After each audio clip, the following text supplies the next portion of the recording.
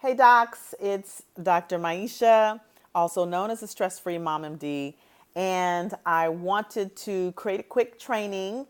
Um, I wanted to create a quick sales tip training for you docs out there who are in your own business, and especially for those who selling is a large part of the business itself. Now, as I have talked to many docs, especially those who are thinking about coaching or those who are coaching, and a lot of my students who are wanting to sell virtual programs or virtual products, one of the biggest sticking points is this whole idea of selling. And you know, the thing that's so interesting is that we're already salespeople. As medical professionals, and especially like as clinicians, we see patients on a day to day basis and we convince or recommend our patients take a particular treatment regimen. And we do this anywhere from 10 to 20, 25 times a day. Most of our patients are compliant, which means we have successfully sold a treatment plan to a patient. So, in this particular training, what I'm going to go through are, a few things, the five things that kind of get in the way of us being sales masters, or that get in the way of us mastering the process of selling. So, over the next half hour or so, I'll go over these tips, and at the end, I will share with you a structure that I have in place that will take you all to the next level in your selling conversation if you should so choose. So,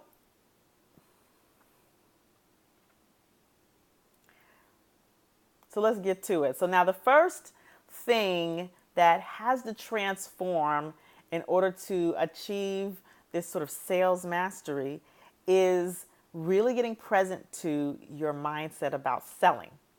Now, many times, and I just shared, look, we're already salespeople. And not just in the context of being clinicians who convince patients, but just in general in life. But how we have sales as a conversation is that it has to look like what that used car salesman, how they operate. Or if any of you have been to a timeshare sales conversation, boy, those are painful. They're painful for the client, and they're painful probably for the salespeople as well. And so sales does not have to look like that. Sales can be easy, it can be enrolling, it can be connecting with people, and really it's shifting the mindset around sales that has to happen first.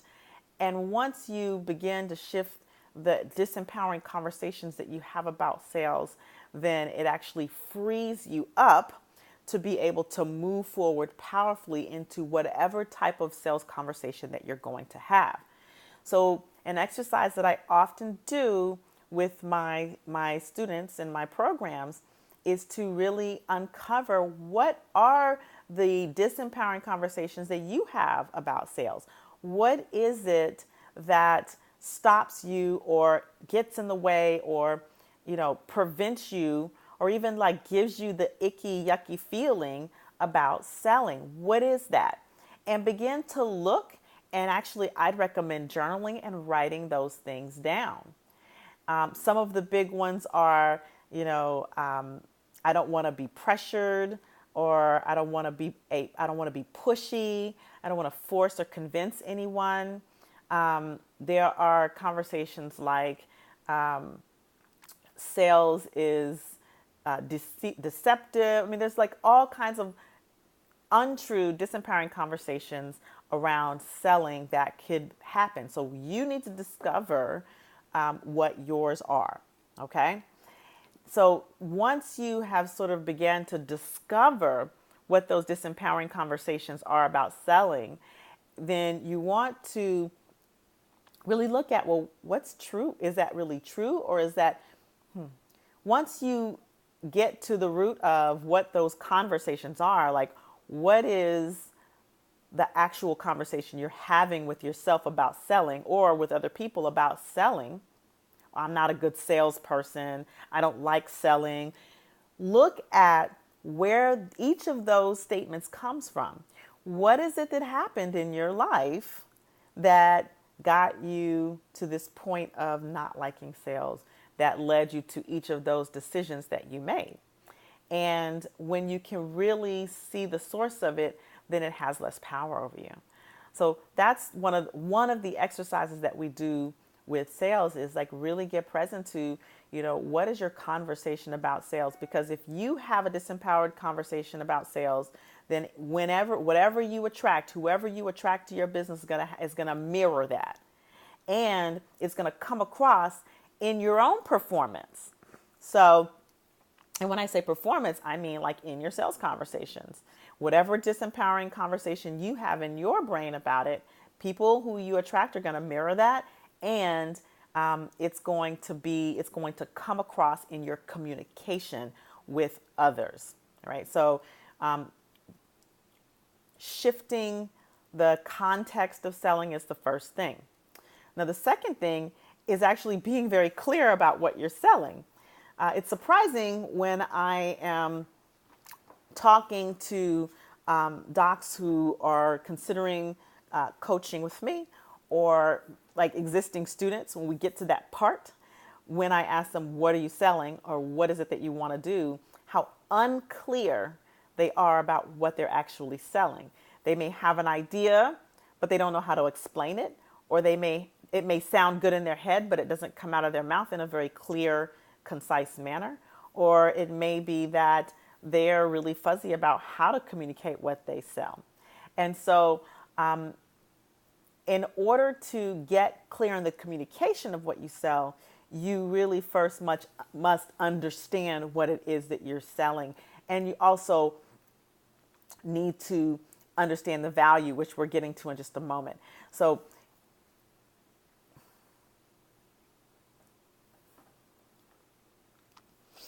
the exercise that I sometimes have my docs do is to write down everything that you do inside of whatever service that you're providing. Now, so one of the ways to start to distinguish that is to distinguish features versus benefits. The feature is what you do, and the benefit is the positive impact that it'll have on your client. And when you look at what you provide and then look at the direct benefits, then it helps you to become a little bit more clear about what exactly you're selling. Now, the other piece is, if you don't know what you're selling, then you may need to go back and look at the program or the product itself to make sure that you're clear on what you're delivering, so that you can confidently communicate with clarity what you're selling. So there could be some groundwork that has not been laid that has you be unclear, but when you have that groundwork laid, then you can communicate clearly what you're selling. So those are sort of the 2 points in being clear about the actual thing that you're selling, okay?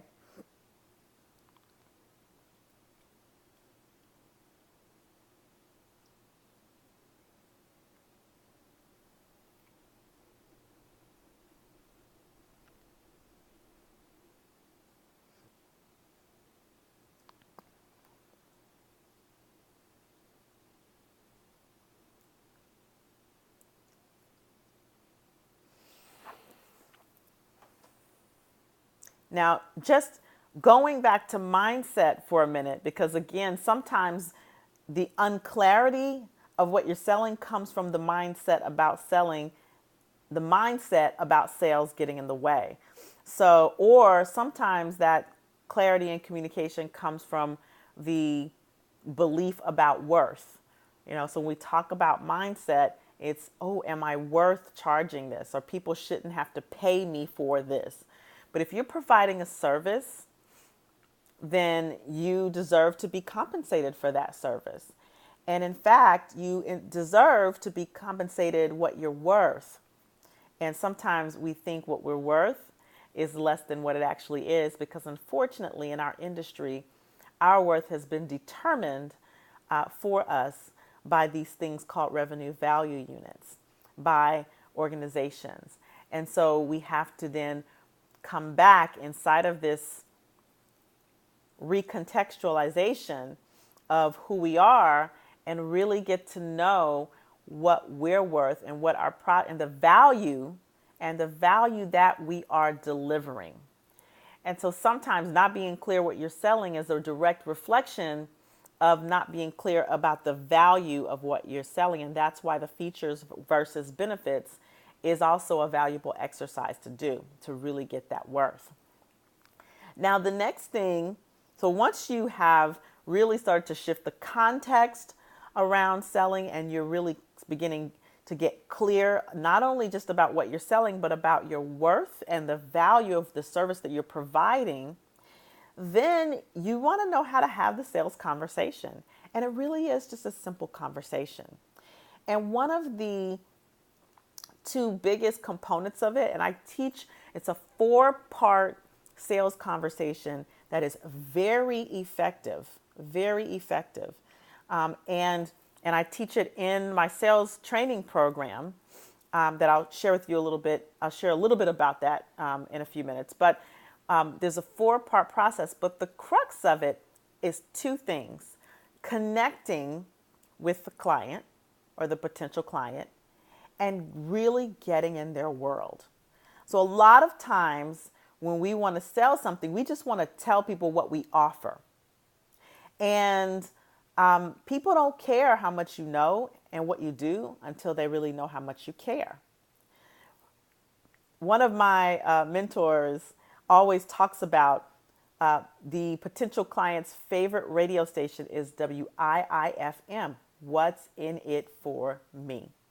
So you really want to get into another person's world and really get, what is it that they're dealing with? What is it that they're struggling with? And really recreate them. And when you do that, it has them feel heard.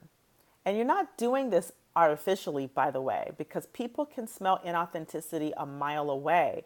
But this is like authentically being curious and engaging with them so that you know that you can help them and that you can serve them.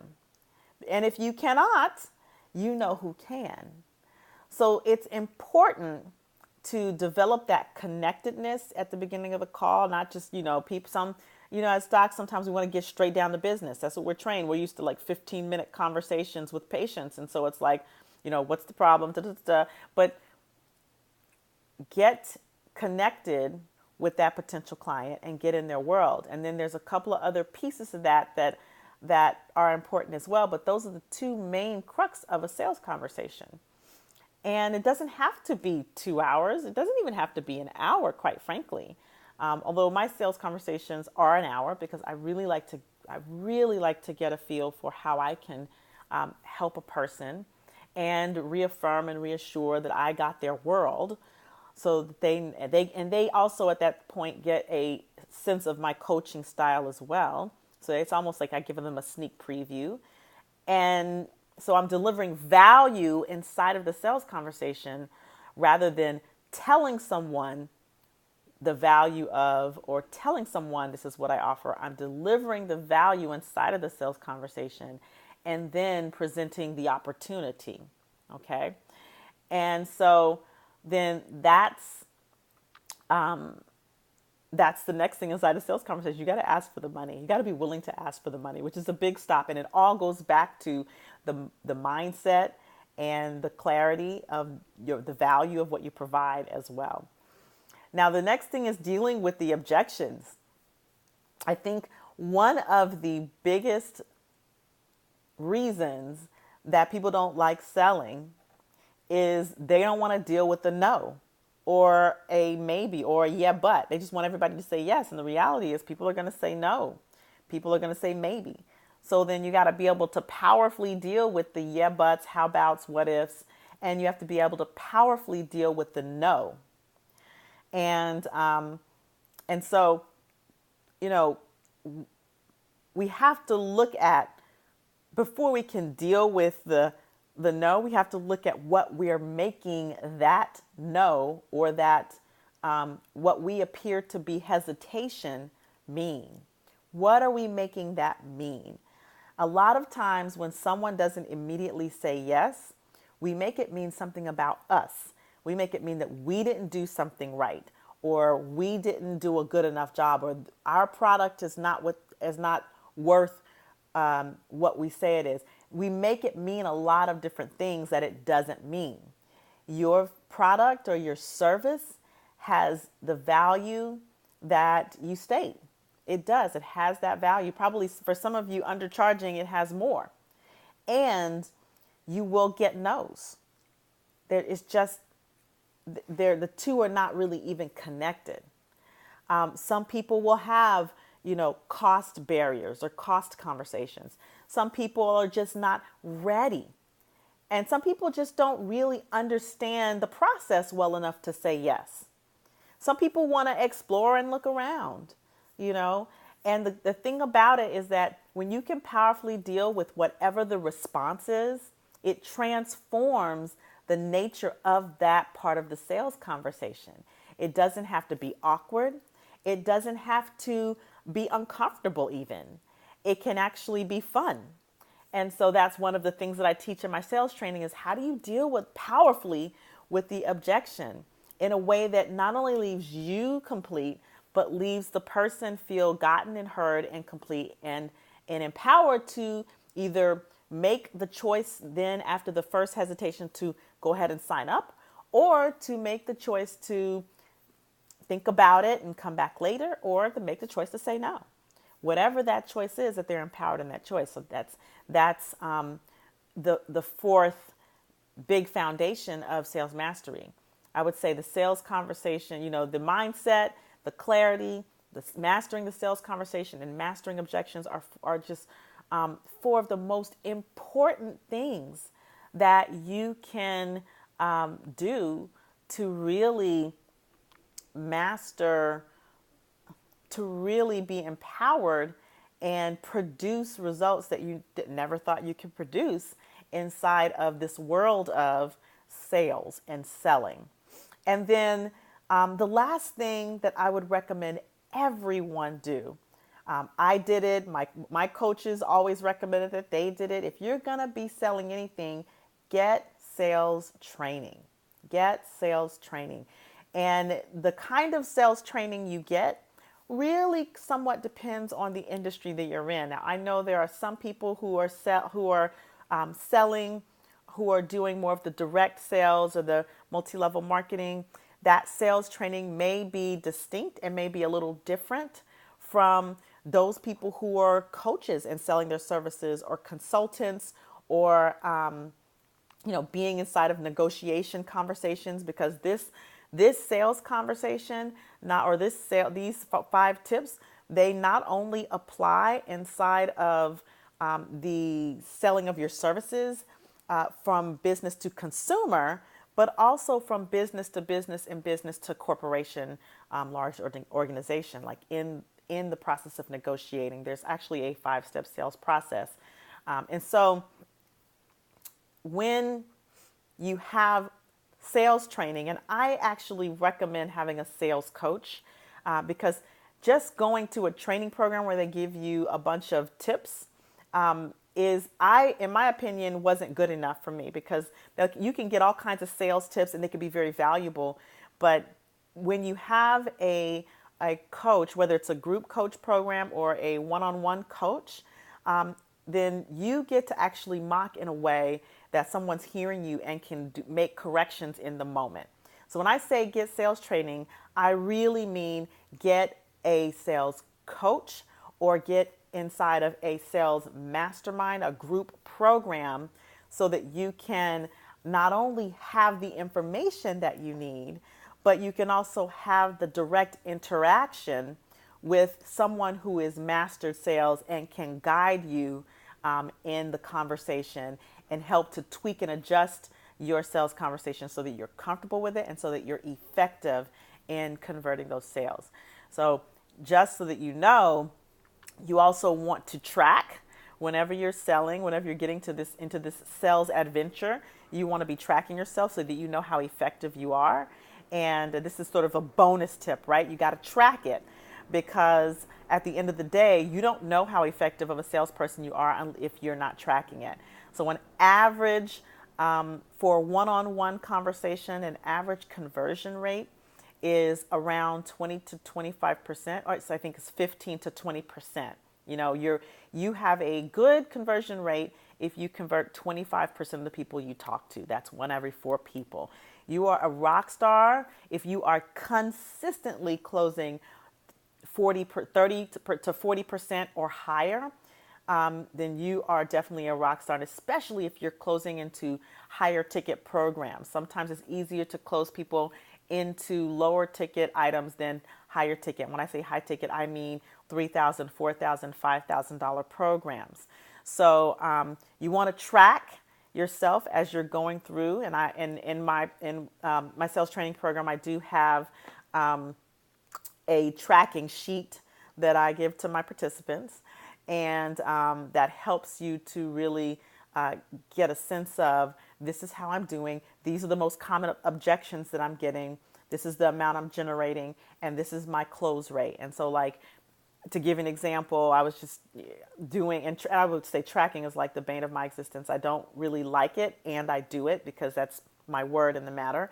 And so, but I can see where I'm, closing at 40%, I'm closing at 50%, I'm closing at 30%, and the average close rate for me is around between 30 and 40%.